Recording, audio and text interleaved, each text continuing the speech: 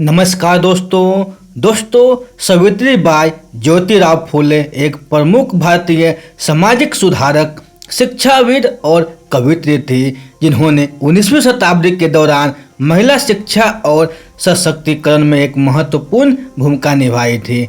उन्हें उस समय की कुछ साक्षर महिलाओं में गिना जाता है। सावित्रीबाई को पुणे में अपने पति ज्योतिराव फुले के साथ भीलवाड़ा में स्कूल स्थापित करने के लिए श्रेय दिया जाता है। उन्होंने बाल विवाह को प्रतिशिक्षित करने में उन्मूलन करने, सती प्रथा के खिलाफ प्रचार करने और विधवा पुनर्विवाह के लिए वकालत करने के लिए बहुत मेहनत की। महाराष्ट्र के सामाजिक सुधार आंदोलन का एक प्रमुख व्यक्तित्व और उन्हें B.R. अम्बेडकर उनाभाव साधे की पसंद के साथ दलित मंगल जाति का प्रतीक माना जाता है। उन्होंने अस्पृश्यता के खिलाफ अभियान चलाया और जाति व लिंग आधारित भेदभाव को समाप्त करने में सक्रिय रूप से काम किया। दोस्तों, सावित्रीबाई फुले का प्रारंभिक जीवन। सावित्रीबाई का जन्म 3 जनवरी 1831 को नायगांव वर्तमान में सतारा जिले में कृषि परिवार में हुआ था। इनके पिता का नाम खंडोजी नेवसे पाटिल और माता का नाम लक्ष्मी था। वे परिवार की सबसे बड़ी बेटी थी। उन दिनों की लड़कियां का जल्दी ही विवाह कर दिया जाता था, इसीलिए प्रचलित रीति रिवाजों के बाद 9 वर्षीय सावित्रीबाई की शादी 1840 में 12 वर्षीय ज्योतिराव फुले के साथ हुई। ज्योतिराव एक विचारक, लेखक, सामाजिक कार्यकर्ता और जाति विरोधी सामाजिक सुधारक थे। उन्हें महाराष्ट्र के सामाजिक सुधार आंदोलन के प्रमुख आंदोलनकारियों में गिना जाता है। सावित्रीबाई की शिक्षा उनकी शादी के बाद शुरू हुई। यह उनके पति ही थे जिसने सावित्रीबाई को सीखने और लिखने के लिए प्रोत्साहित किया। उन्होंने एक सामान्य स्कूल से 3री और 4वीं की परीक्षा पास की, जिसके बाद उन्होंने अहमदनगर में मिस फरार इंस्टीट्यूट में प्रशिक्षण लिया। ज्योतिराव अपने सभी सामाजिक प्रयासों में सावित्रीबाई को पक्ष में दृढ़ता से खड़े रहते थे। दोस्तों, महिला शिक्षा और सशक्तिकरण में भूमिका। पुणे में लड़कियों के लिए पहला स्वदेशी स्कूल 1848 में ज्योतिराव और सावित्रीबाई के द्वारा शुरू किया गया था, परंतु इनके इस कदम के लिए परिवार और समुदाय के लोगों दोनों का समाज द्वारा बहिष्कार कर दिया गया था। लेकिन फुले दंपति को एक दोस्त उस्माद शेख और उनकी बहन फतिमा शेख ने आश्रय दिया था, जिन्होंने स्कूल शुरू करने के लिए अपने परिसर में फुले को स्थान भी दिया था। सावित्रीबाई स्कूल की पहली शिक्षिका थी। ज्योतिराव और सावित्रीबाई ने बाद में मंगल और महार जातियों के बच्चों के लिए स्कूल शुरू किया, जिन्होंने अस्पृश्य व अछूत माना जाता था। वर्ष 1852 में 3 स्कूल फुले द्वारा चल रहे थे। उस वर्ष 16 नवंबर को ब्रिटिश सरकार ने फुले परिवार को शिक्षा के क्षेत्र में उनके योगदान के लिए सम्मानित किया, जबकि सावित्रीबाई को सर्वश्रेष्ठ शिक्षक का नाम दिया गया। उस वर्ष उन्होंने महिलाओं के बीच अपने अधिकार, गरिमा और अन्य सामाजिक मुद्दों के बारे में जागरूकता पैदा करने के लिए उद्देश्य से महिला सेवा मंडल भी शुरू किया। वह विधवाओं के बाल मुंडवाने के मौजूदा परंपरा का विरोध करने के लिए मुंबई और पुणे में नाई की हड़ताल आयोजित करने में सफल रही थी।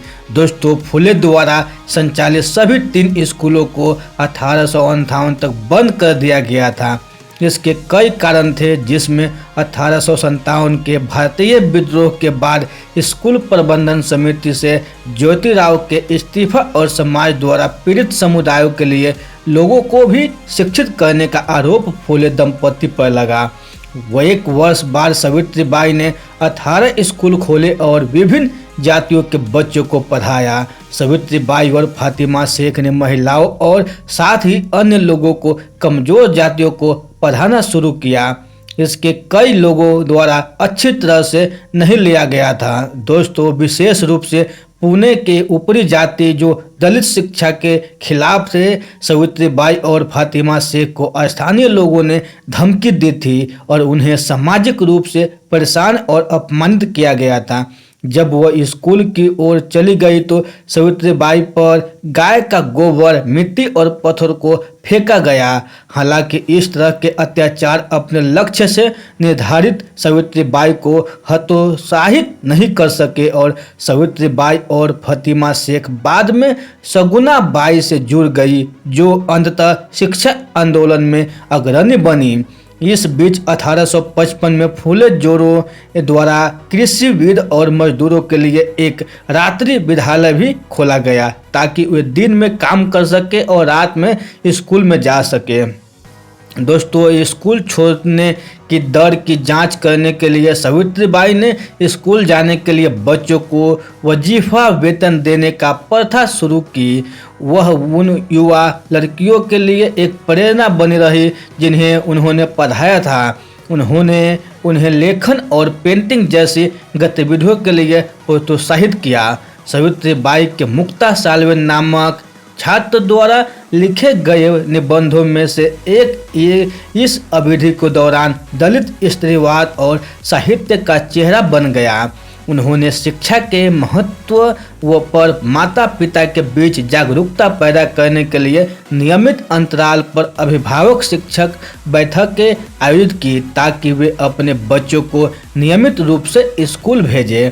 दोस्तों, वर्ष 1863 में ज्योतिराव और सावित्रीबाई ने एक देखभाल केंद्र भी शुरू किया जिसे बाल हत्या प्रतिबंधक गृह कहा जाता है, जो संभवतः भारत में स्थापित की गई पहली ऐसी संस्था थी जो गर्भवती ब्राह्मण विधवाएं और बलात्कार पीड़ित अपने बच्चों को सुरक्षित स्थान पर रख सके और इस प्रकार विधवाओं की हत्या को रोकने के साथ साथ शिशु हत्या की दर को कम किया जा सके। 1874 में ज्योतिराव और सावित्रीबाई काशीबाई नामक एक ब्राह्मण विधवा से एक बच्चा गोद लिया और इस प्रकार समाज के प्रगतिशील लोगों को एक मजबूत संदेश प्रस्तुत किया। यह दत्तक पुत्र यशवंतराव बड़े होकर डॉक्टर बने।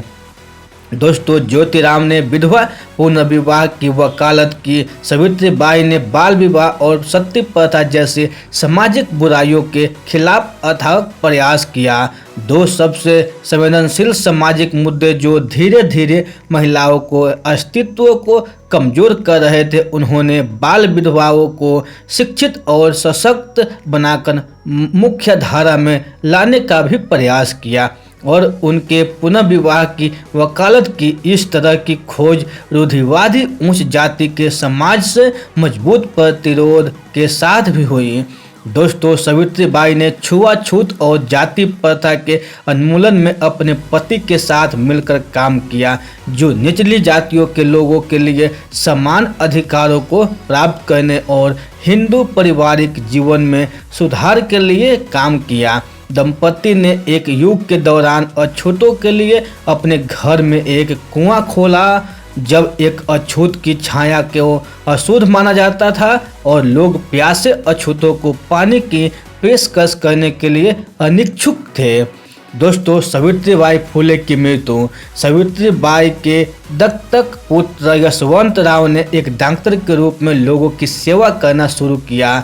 जब 1857 में बुलेसोनिक प्लेग महामारी ने नालासोपारा और महाराष्ट्र के आसपास के इलाकों को बुरी तरह प्रभावित किया तो साहसी सावित्रीबाई और यशवंतराव ने बीमारी से संक्रमित रोगियों का इलाज करने के लिए पुणे के बाहरी इलाकों में एक क्लिनिक खोला।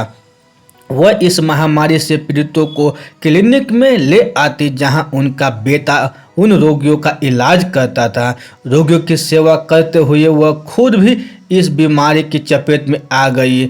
10 मार्च 1897 को सावित्रीबाई का निधन हो गया। दोस्तों, समाज की सदियों पुरानी बुराइयों पर अंकुश लगाने और उसके द्वारा छोड़ी गई अच्छी सुधारों की समृद्ध विरासत में सावित्रीबाई का अथक प्रयास पीढ़ियों को प्रेरित करता है।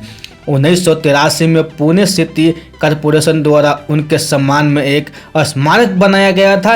इंडिया पोस्ट ने 10 मार्च 1998 को उनके सम्मान में एक डाक टिकट जारी किया था। 2015 में पुणे विश्वविद्यालय का नाम बदलकर उनके नाम पर सावित्रीबाई फुले पुणे विश्वविद्यालय कर दिया गया था।